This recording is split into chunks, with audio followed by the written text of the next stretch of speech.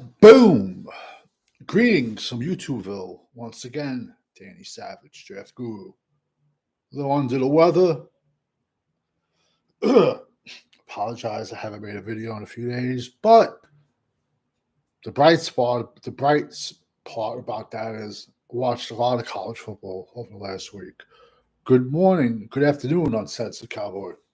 So as of today, we are at 568 prospects. Just going to boom, rapid fire them out. First kid, Brandon Yates, West Virginia, center. He's 6'5", 330.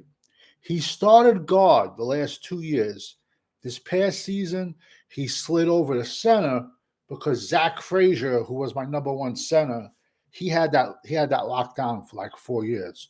So this kid has 3 years starter and flex. Well, he has the flex of being a guard or a center. And like I said, in the NFL, when you can do more than one thing, you're going to catch someone's eye because that's one less player they can carry on a practice squad.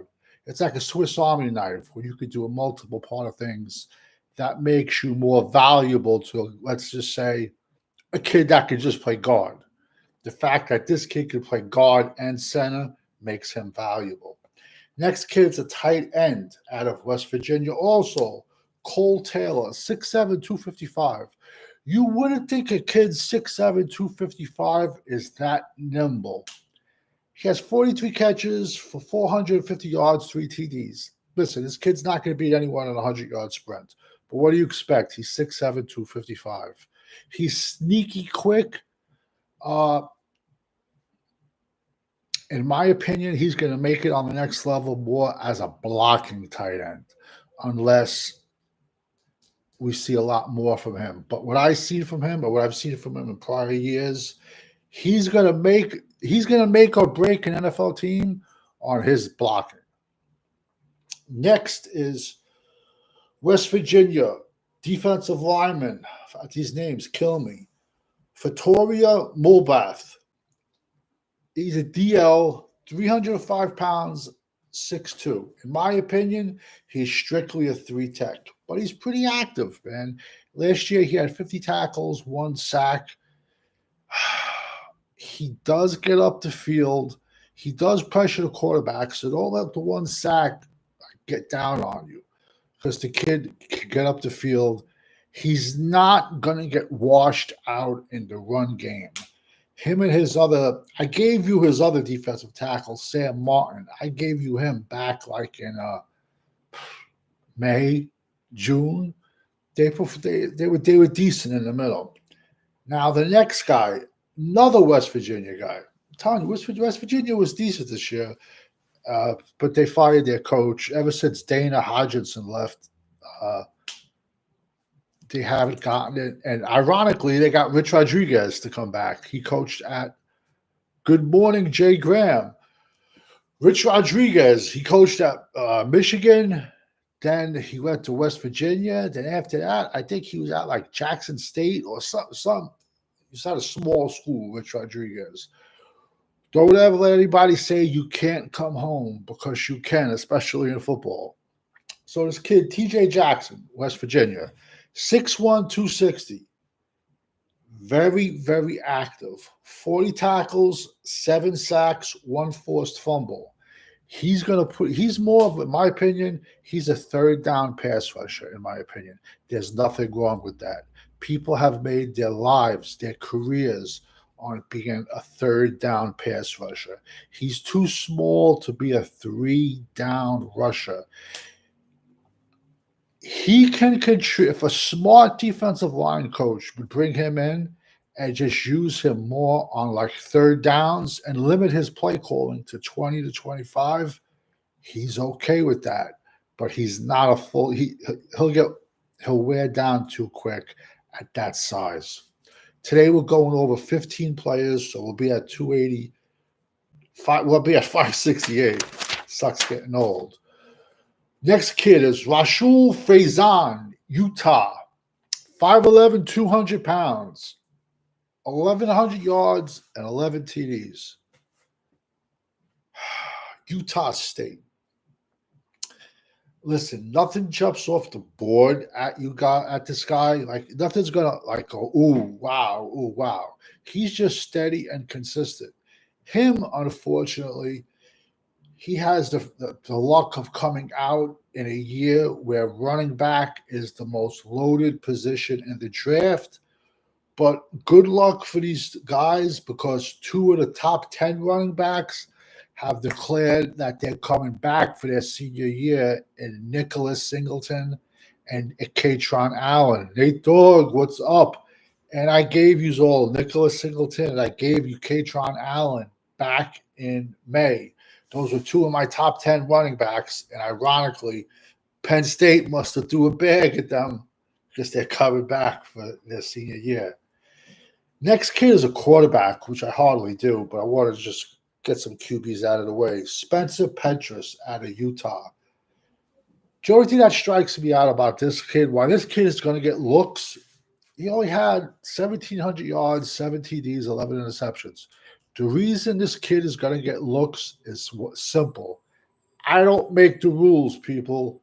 He's 6'5", 230.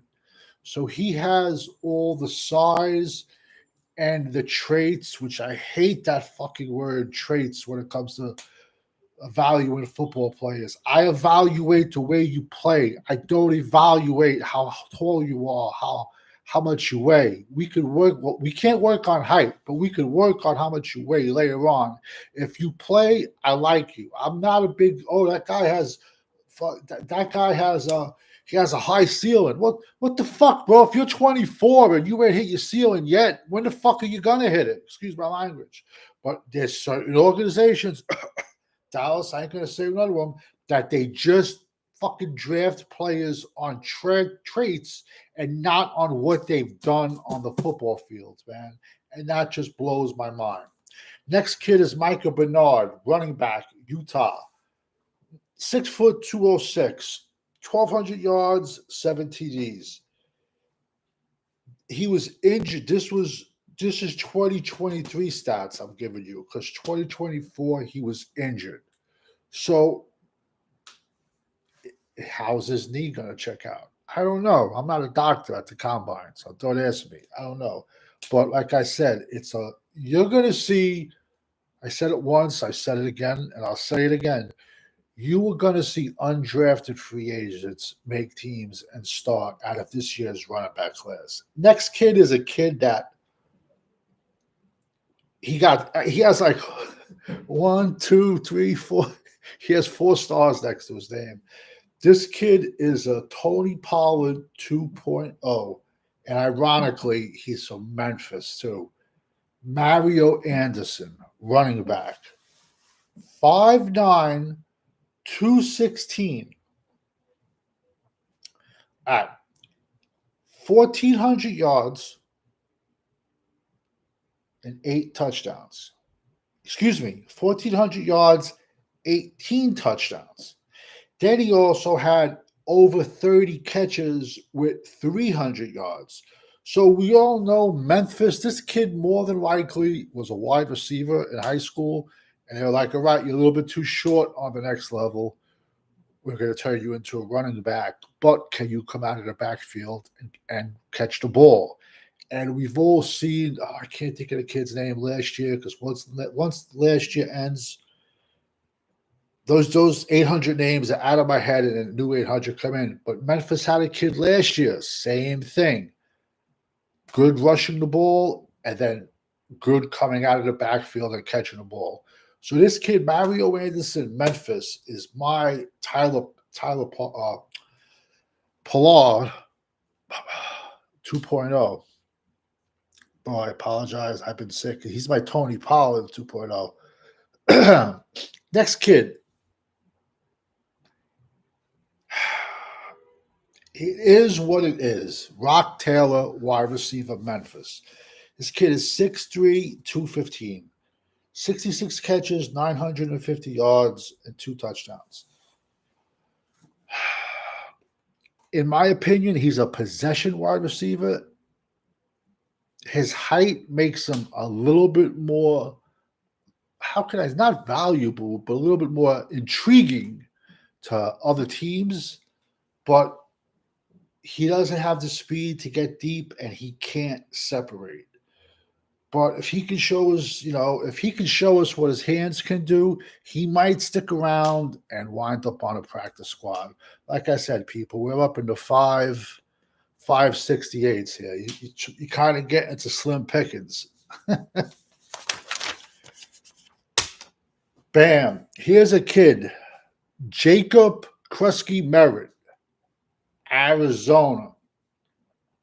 He was injured in 2024. But now in 2023, he had 1,200 yards and 17 touchdowns. This kid is 5'11", 210, and he's fast. So for this kid, we have to ask the doctors how well they did the surgery.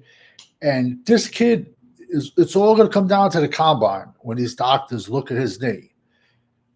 He might be off some teams' draft boards. He might, if you have 1 million seventh-round picks, he might be someone you throw a seventh-round pick at, or more likely an undrafted free agent, in my opinion. But he could be a steal. I got 4 stars around his name. And then also the kid Mario Anderson, Memphis. Mega stars. Those are kids are 2 sleepers. Next kid is a major sleeper also. Nick Nash, San Jose State, 6'3", 195, wide receiver. He had 1,400 yards and 16 TDs. Let me tell you something. This kid is not getting the love he deserves. If I could comp him, I would comp him as the Rams wide receiver, that kid Puka Anuka. What a name, right? He's more like him, I would say, but a little bit bigger.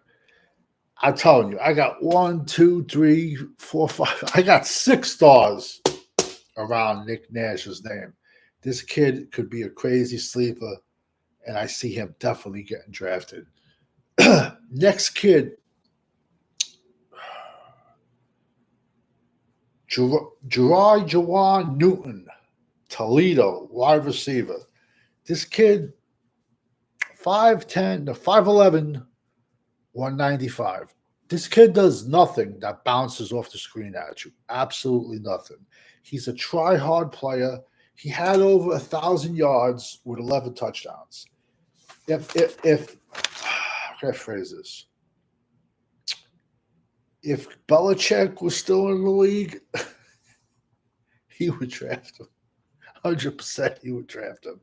He's just a try-hard kid that he has a lot of heart. He brings his lunch pail. He's a blue-collar kind of kid that goes to work, and you're going to have to take a sledgehammer to beat him into the ground. But he's more sneaky. Like, he's more like quick than fast, but he will get you those tight catches, and he will go over the middle, and he's not afraid to take a shot, man. He's not. Next kid is Luke Flyoria, wide receiver, Kent. 4 dead in Ohio, showing my age. If you know what that means, leave it in the comment. So there was a song about Kent University and how the United States National Guard shot 4 college kids for protesting. Read your history, people. Read it. So Creedence Clearwater Revival made a song, 4 Dead in Ohio, a very famous song. And you want this is to tell you the truth, how the band was. The band had a #1 single on the radio at that time. A #1 single they had. They said pull it and put Ohio on. So if you get a chance, listen to Creedence Clearwater Revival, 4 Dead in Ohio. I'm going to leave it at that. This kid's 5'10", 173, 44 catches. Unfortunately, this kid is nothing but, in my opinion, he has to sneak on as a kick returner. When I say kick returner, I mean like a punt returner. or special teams. I don't see much in him, but it is what it is. I apologize talking, but it's like every time I talk, I feel like an echo in my ears. But I've been under the weather for like a week. There's something coming out, something going around up here, and it's my ears. A shot. So we are at 583 today. I apologize. I didn't make a video for a while. I've just been under the weather. And tomorrow, so now I got to work double this week. So tomorrow I'll be dropping 10 to 15 more prospects. I also got a Dallas mock to drop this week. I also got a 32-team mock to drop this week. So we're going to be very, very busy this week.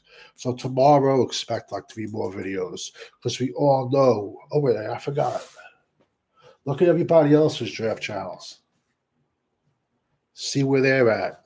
By far the best beard on YouTube because we all know when you're rocking with the GWO, it's for life. Over and out. I apologize if this wasn't my best stream.